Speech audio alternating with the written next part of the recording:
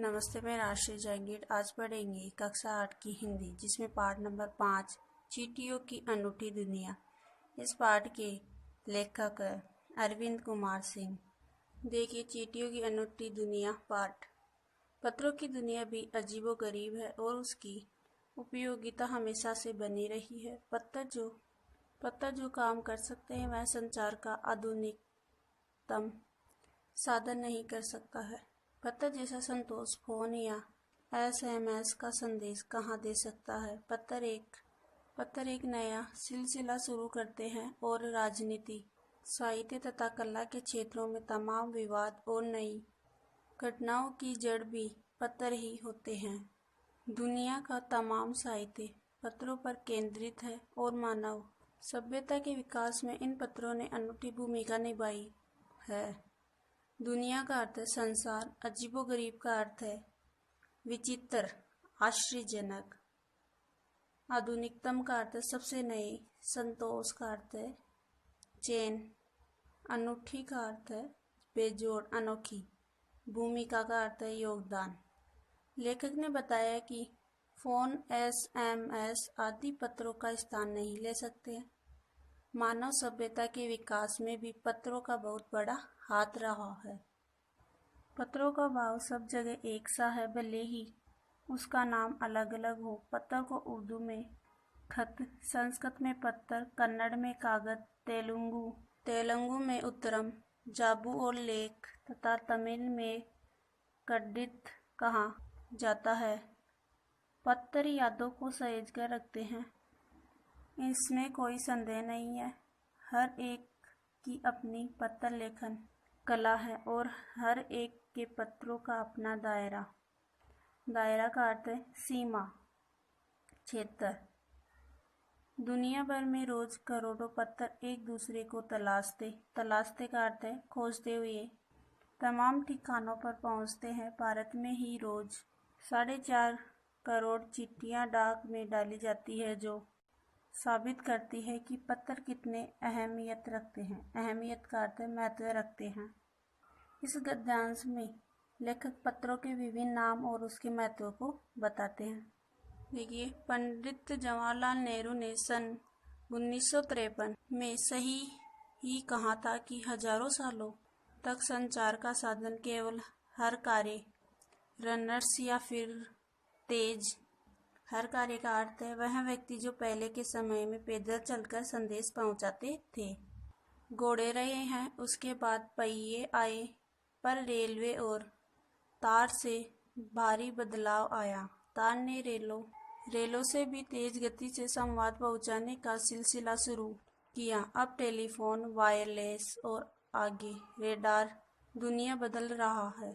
इस गद्यांश में लेखक यहाँ भारत के प्रथम प्रधानमंत्री पंडित जवाहरलाल नेहरू के एक कथन के बारे में बताते हैं। पिछली शताब्दी में पत्थर लेखन ने एक कला का रूप ले लिया। डाक व्यवस्था के सुधार के साथ पत्रों को सही दिशा देने के लिए विशेष प्रयास किए गए। पत्थर संस्कृति विकसित करने के लिए स्कूली पाठ्यक्रमों में पत्थर लेखन का विषय भी शामिल किया गया। भारत ही नहीं, दुनिया के कई देशों में ये प्रयास चले और विश्व डाक संघ ने अपनी ओर से भी काफी प्रयास किए। विश्व डाक संघ की ओर से 16 वर्ष से कम आयु वर्ग के बच्चों के लिए पत्थर लेखन प्रतियोगिताएं आयोजित करने का सिलसिला सन 1972 से शुरू किया गया। इस गद्यांश में लेखक पत्थर लेखन को लोकप्रिय बनाने के लिए किए गए उपायों के बारे में बताते हैं। यह सही है कि खासतौर पर बड़े शहरों और महानगरों में संचार साधनों की तेज विकास तथा अन्य कारणों से पत्रों की आवाजाही प्रभावित हुई। देहाती दुनिया आज भी चिट्ठियों से ही चल रही है।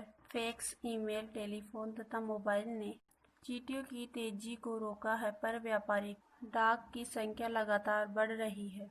जहां तक पत्रों का सवाल है, अगर आप बारीकी से उसकी तह में जाए तो आपको ऐसा कोई नहीं मिलेगा जिसने कभी किसी को पत्र न लिखा या न लिखाया हो या पत्रों का बेसब्री से जिसने इंतजार न किया हो। हमारे सैनिक तो पत्रों का जिस उत्सुकता से इंतजार करते हैं उसकी कोई मिसाल ही नहीं। एक दौर था जब लोग पत्रों का महीनों इंतजार करते थे, पर अब वह बात नहीं।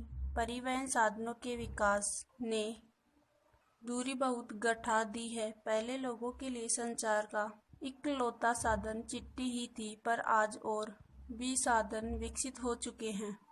इस गद्यांश में लेखक ने बताया कि एक समय चिट्ठी या पत्र का हमारे जीवन में बहुत महत्व था।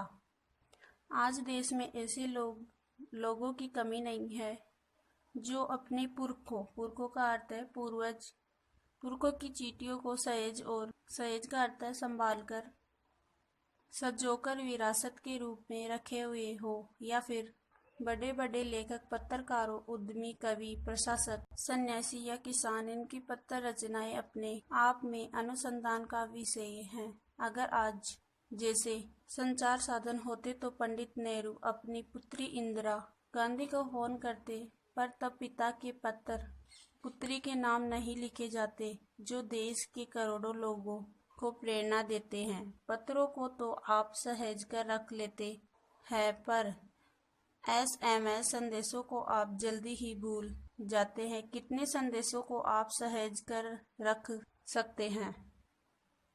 इस गद्यांश में लेखक ने बताया है कि प्रसिद्ध लोगों के पत्रों को लोग बड़ी लगन से संभाल कर रखते हैं।